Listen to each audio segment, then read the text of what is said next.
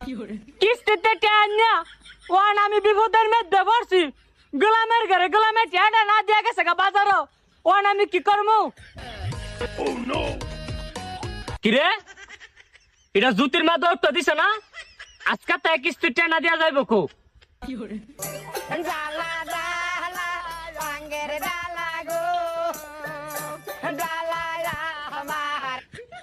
এই জুতির মা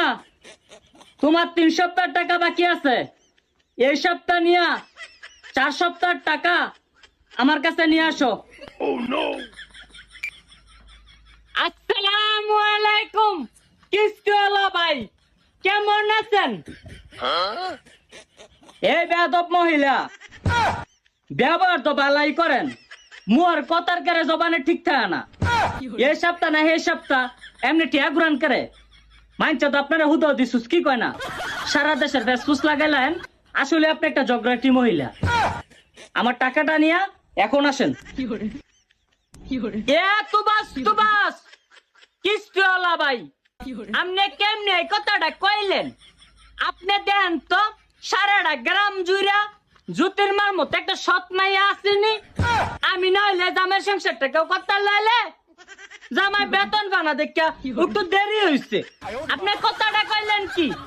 আপনাকে তো আমি খারাপ কিছু বলি নাই আপনাকে ফোন দেই আপনি ফোন রিসিভ করেন না খালি ব্যস্ত কয় বেটার লগে কথা কোন আপনার বাড়িতে এসে 2-1 বার খুঁজে গেলাম আপনারা তো পাইলাম না এইভাবে কি মানুষ কিস্তির টাকা ঘুরায় আনার বেলা তো বাপ জান ডাক্কা দুলাভাই ডাক্কা আব্বা ডাক্কা টেডা আনছেন অন টেডা দেন না করে আপনি বকা দেন আর যাই করেন আমি কিন্তু রাগ করছি না তবে একটা কথা কইম মনে কিছু নিয়েন না আপনার লাল শার্টটা কইলাম আমার জবর বালা লাগছে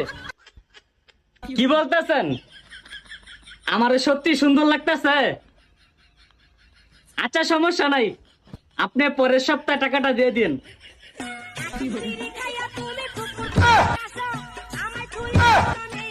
কি